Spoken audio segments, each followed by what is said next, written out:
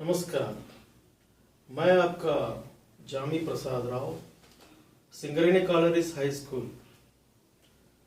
मैं school assistant Hindi pandit हूँ, senior Hindi पंडित। मैं आज आपको व्याकरण के बारे में बताना चाहता हूँ। जो व्यक्ति अपने मुंह से अपनी भाव को प्रकट करता हो वह भाषा कहलाती है। शिक्षा मनोविज्ञान के अनुसार भाषा की प्रमुखता बहुत अधिक मानी जाती है। तो आज मैं आप लोगों को व्याकरण के विषय में कुछ विचार प्रकट करना चाहता हूँ।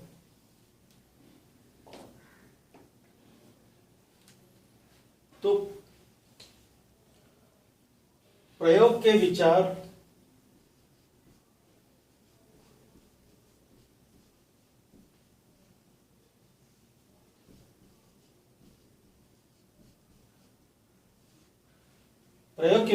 के अनुसार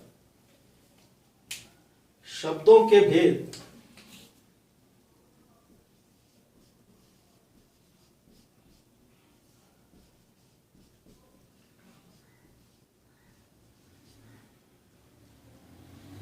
शब्दों के भेद 8 माने जाते हैं। जैसे जैसे अंग्रेजी में पार्ट ऑफ स्पीच कहा जाता है। तो फर्स्ट वन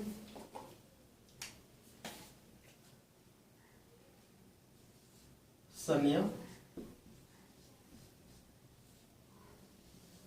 दूसरा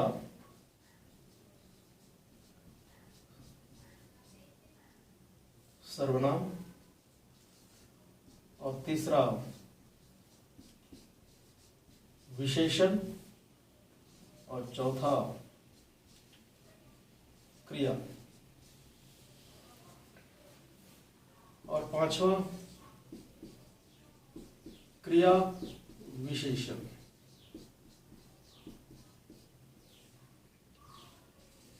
इसी तरह छठवां है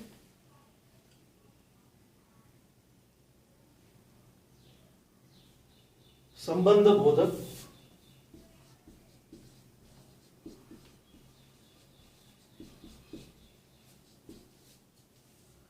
और सातवां है समुच्चय बोधक और आखिरी का विस्मयादि बोधक। दोस्तों, प्रयोग के विचार शब्दों के भेद के अनुसार 8 भेद हैं। तो ये 8 भेदों में पहला संज्ञा, सर्वनाम, विशेषण, क्रिया और क्रिया विशेषण, संबंध बोधक, समुच्चय बोधक, विषमयादि बोधक। इस तरह प्रयोग के आधार पर 8 भेद हैं।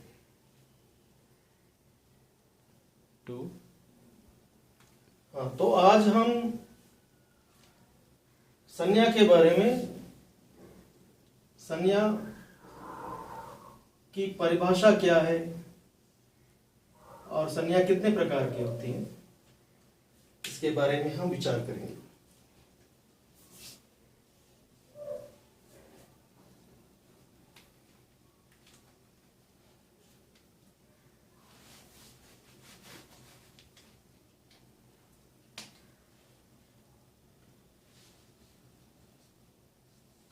जिससे किसी व्यक्ति, वस्तु, स्थान, जाति,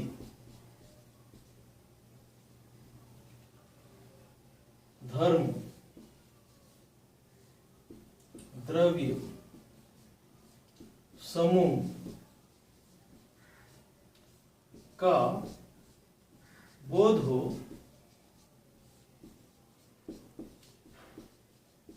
उसे हम संज्ञा कहते हैं।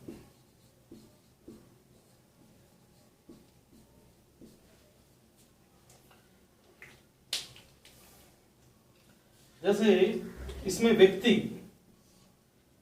या वस्तु या स्थान या जाति या धर्म या द्रव्य पदार्थ या समूह, ये सभी में से किसी का भी नाम अगर लिया जाता है समझो, तो उसे संज्ञा कहते हैं। किसी प्रकार भी हम किसी नाम का प्रयोग कहीं भी करते हैं उसे संज्ञा कहते हैं। तो व्याकरण के अनुसार संज्ञा के 5 भेद हैं।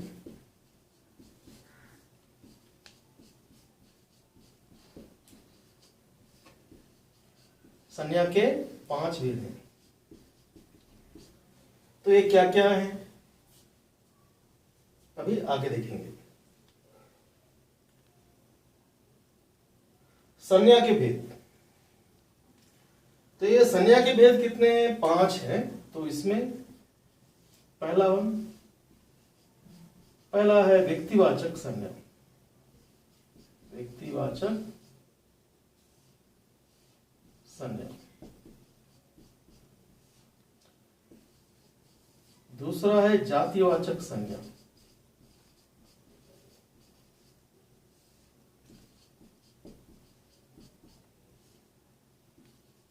तीसरा भाववाचक संज्ञा।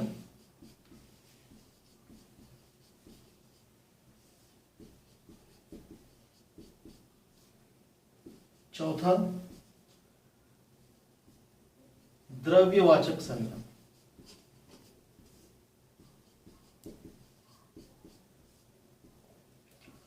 और 5वां जो अंतिम है यह समुदायवाचक संज्ञा।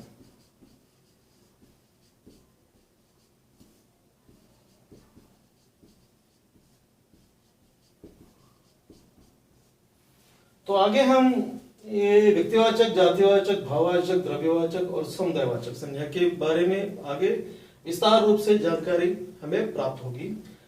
तो हम पहला देखेंगे व्यक्तिवाचक संज्ञा क्या है।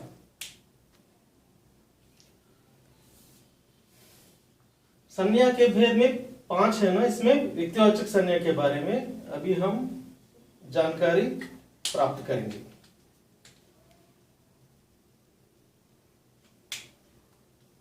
तो व्यक्तिवाचक संज्ञा का परिभाषा क्या है? जिससे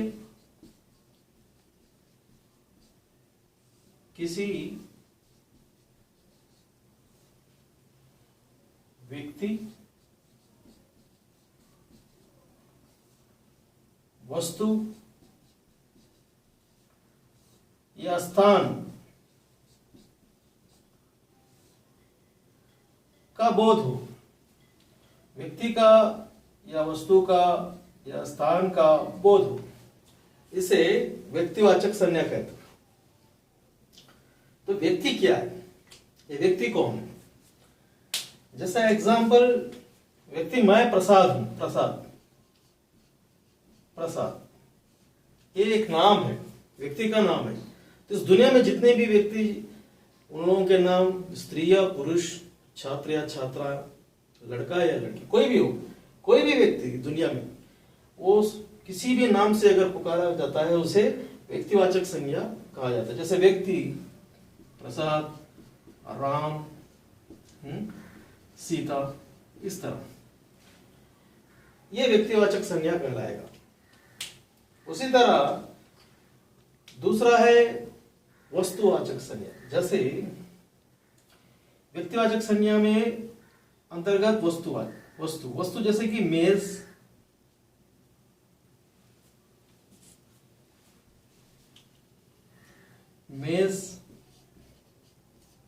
कलम, उसी तरह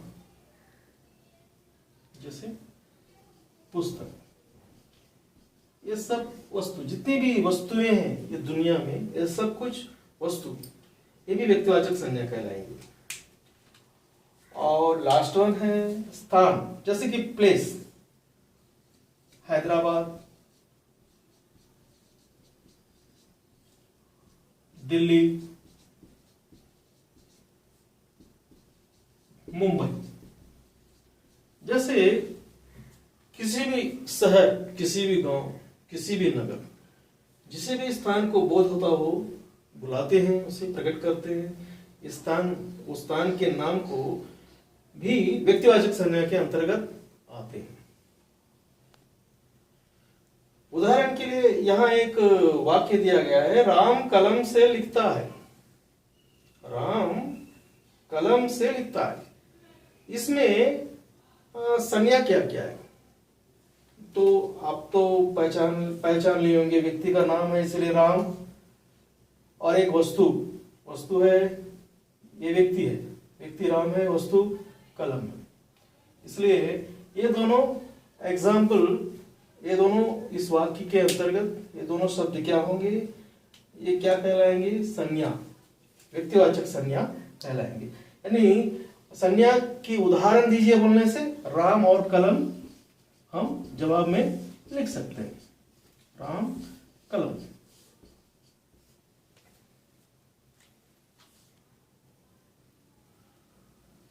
और दूसरा है जातिवाचक संज्ञा।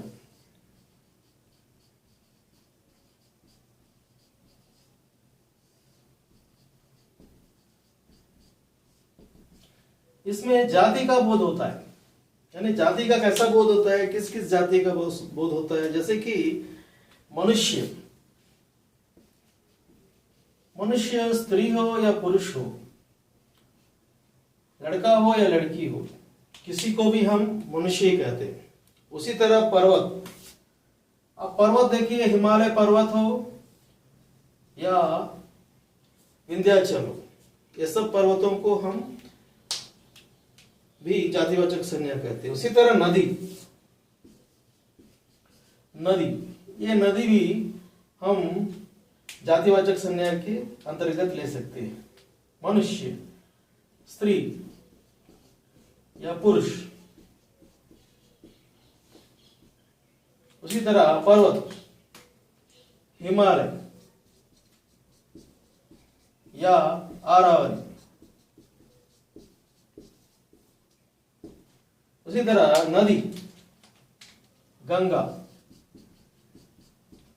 गोदावरी। इसी तरह जितनी भी नदियां हैं, जितनी भी पर्वत हैं, जितनी भी स्त्री पुरुष इस तरह की भेद होते हैं, वो सब कुछ इस जातिवाचक संज्ञा के अंतर्गत आते हैं। उदाहरण के लिए इस यहां देखते हैं वाक्य में, इस प्रकृति में मनुष्य का स्थान प्रथम है। तो यहां एक जातिवाचक संज्ञा का उदाहरण दिया गया। तो आप लोग गौर से इस दृष्टि को देखें, यहां कहां पर है? यहां मिल गया आपको मनुष्य, तो जवाब होगा मनुष्य। हाँ, तो ये मनुष्य किसके अंतर्गत आ जाती है? जातिवाचक संज्ञा के अंतर्गत आ जाती है। तो यहाँ संज्ञा के भेद के तीसरी भाववाचक संज्ञा आती है। तो इसमें भाववाचक संज्ञा क्या है? भाव प्रधान होती है। तो ये भाव प्रधान क्या है? इसमें क्या क्या आती है? धर्म, गुण, दोष, अवस्था, व्यापार। तो ये धर्म के अंतर्गत मिठास, कटुता, ये कोई मिठास से बातचीत करता है, कोई कड़वा बात करता है। उसी तरह गुण, क्रोध स्वभाव से कुछ लोग सूरतासी। दोष, ये दानवता, पशुता, उनके दोष रहते हैं। अवस्था, बचपन यानी बुढ़ापा, ये सब कुछ, यौवन, ऐसे प्रकार की अवस्था आती है। और व्यापार, जैसे पढ़ाई लिखाई, इस प्रकार की ये भाववाचक संज्ञा के अंतर्गत ये शब्द एग्जाम्पल, उदाहरण रहते हैं। तो यहाँ एक उदाहरण दिया गया है, आज मानवता का कल्याण हो रहा है। ये वाक्य में भाववाचक संज्ञा को आपको ढूंढना है। तो आप तो ढूंढ ही लिए होंगे। तो यहाँ एक भाववाचक संज्ञा आ गया, कहाँ आ गया? ये मानवता। ये कौन सा फार्मूला है? ये जैसे कि आप देखे होंगे, मानवता, ये दानवता, दोष स्वभाव का, ये दानवता, ये सब इस प्रकार का आ गया मानवता। एक्चुअल में आपको समझने के लिए सिंपली अधिक से अधिक यानी कि भाववाचक संज्ञा को पहचानने के लिए अंतिम में ता एक कीवर्ड है। अधिक से अधिक देखिए, एक कीवर्ड आप समझने के लिए कोशिश कीजिएगा। अधिक से अधिक भाववाचक संज्ञा में ता पाई जाती है। तो ये चौथा संज्ञा के भेद में चौथा है द्रव्यवाचक संज्ञा। तो ये द्रव्यवाचक संज्ञा क्या है? इसमें हम देख सकते हैं जल या पानी, ये द्रव्यवाचक संज्ञा, और दूध, ये दोनों लिक्विड रूप में रहते हैं। जल या दूध, ये तो हमें पता चल जाती है कि द्रव्य है। तो ये चार क्या है? ये धातु पदार्थ है, ये द्रव्य पदार्थ है, इसीलिए पता चल जाती है। तो ये धातु पदार्थ है जो मिट्टी, लोहा, चांदी, सोना, ये धातु पदार्थ होते हुए भी ये क्या ये थोड़ी सम गर्म करने से ये क्या हो जाती है? पिघल जाती है।